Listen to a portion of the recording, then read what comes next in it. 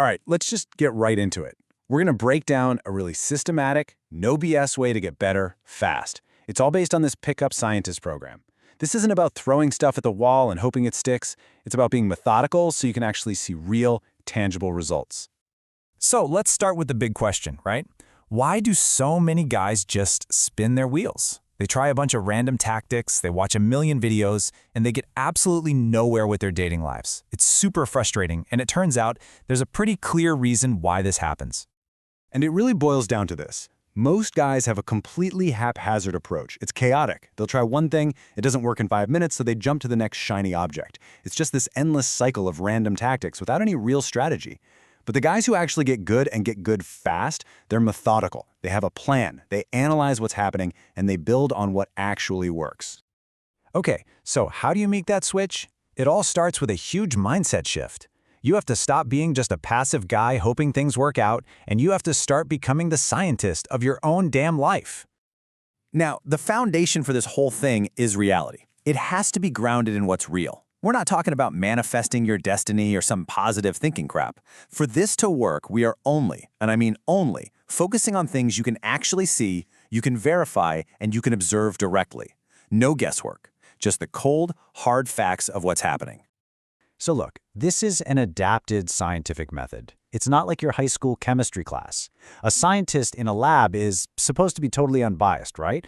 But you're not unbiased. You have an intention. You want to get more dates, you want to get a girlfriend, whatever it is. And that intention is absolutely crucial. It acts like a filter, a selector, that helps you cut through all the noise and focus only on what actually moves you toward your goal.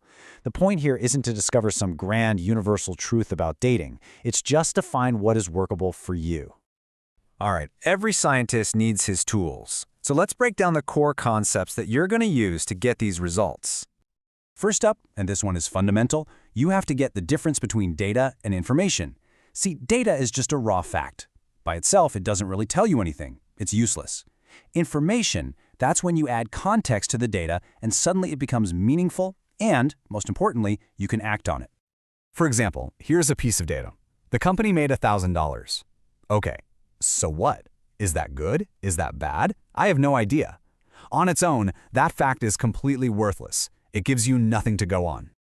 But watch what happens when we add just one tiny piece of context. They usually make $10,000. All of a sudden, that same piece of data becomes incredibly powerful information. You immediately know, oh crap, there's a massive problem here. That is the power of turning raw data into actionable information. The next tool in your kit is understanding relative importance. Just because you have a list of things to do, it doesn't mean they all matter equally. Not even close. Their importance can change completely based on what you're trying to achieve, based on that intention we talked about. Let's use a super simple example. Your goal is just drive a car. Okay, here's a list of things you might do. Right now, they're all just kind of jumbled together. The priority isn't really clear.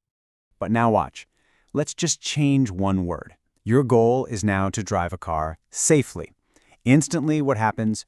Put on seatbelt, shoots right to the top. It becomes the #1 priority. It's non-negotiable. See?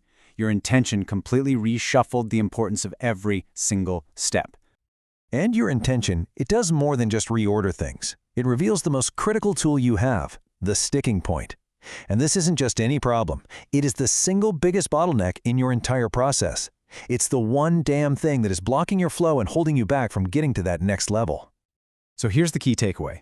You focus all of your energy on that one thing. Why? Because busting a sticking point is what creates huge, rapid improvements.